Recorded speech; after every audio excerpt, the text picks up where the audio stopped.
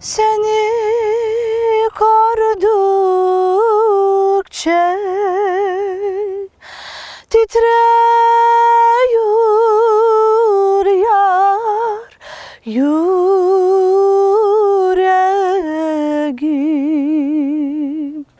Seni gördükçe titriyor yar yüreğim.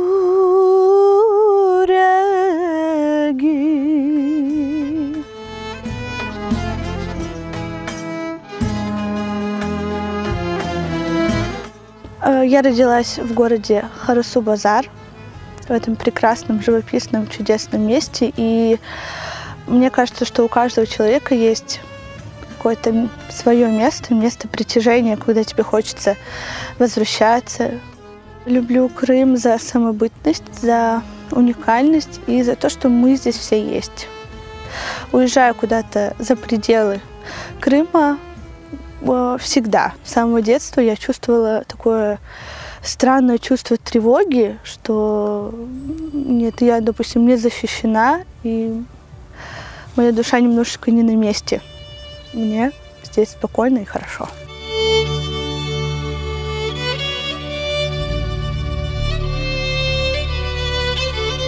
У меня музыкальная семья. Было всем известно, что я буду музыкант. И моему отцу очень хотелось, чтобы я была пианисткой. Ему казалось, что это в любом случае случится, потому что я как вокалист себя никак не проявляла очень долгое время.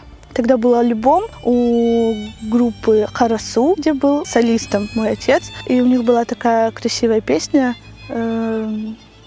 «Кеманемалды элиме». И как-то раз дома я ходила и напевала, и там такая сложная мелизматика довольно-таки.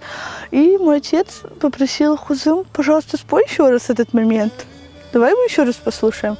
И тогда я поняла, что он понял, и я поняла, что «О, я могу».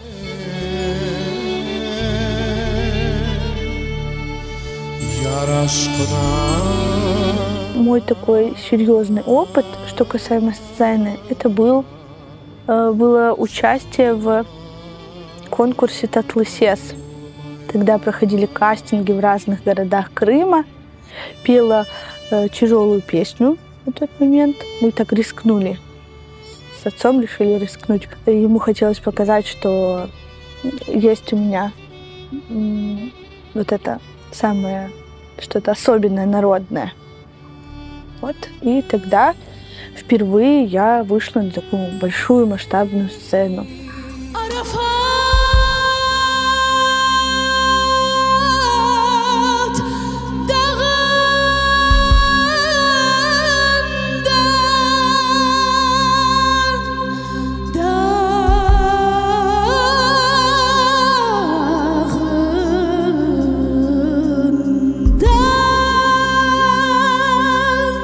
Благодаря Асия Ханум Сале, которой была наставником, моим наставником в этом проекте, и она очень много мне дала, вложила.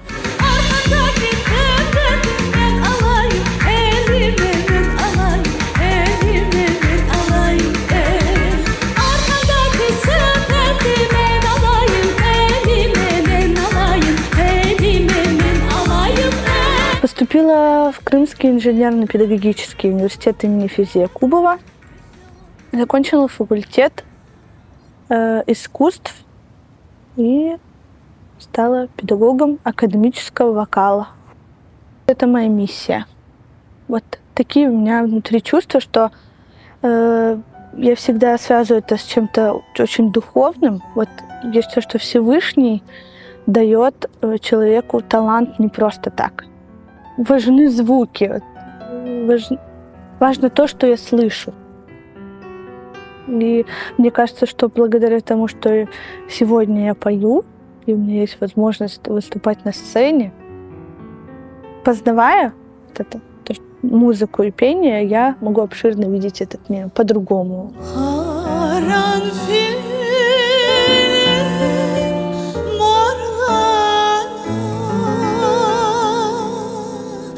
Ne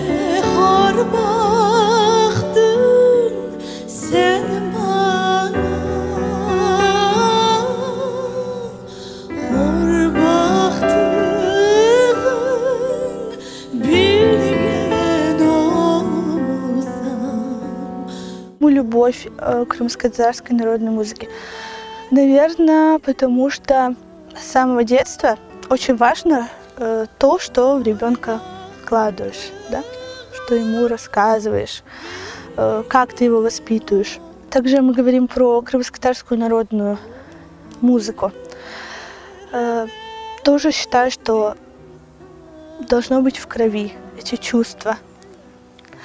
Это манера. Когда я начинала уже вникать, интересоваться и спрашивать баба, откуда эту песню ты знаешь, а почему ты именно здесь вот так спела? И он говорил, что, ну, например, твоя Раметля Хартанам пела это вот так, но еще я услышала это в исполнении Сабрие Ханум Реджеповой. Вот это был такой мой первый музыкальный пример. Это моя мама кубанская казачка, и у нее такой, опять же таки, свой вот почерк. Мне посчастливилось познакомиться и с их творчеством. Красивейшие песни. Одна из моих любимых песен, которая особая для меня. Она особая не только для меня, для моей мамы. Называется она «Черноморчик Матенько». Эта песня очень старинная песня. И передала мне ее не только мама, но и бабушка моя, которая, к сожалению, уже с нами нет, и мы втроем очень любили ее петь.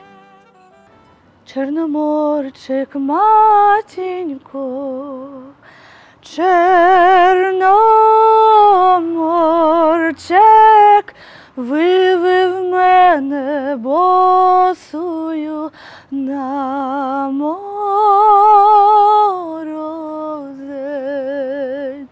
Вивив мене босую, та й питає, чи є мороз дівчина, чи немає.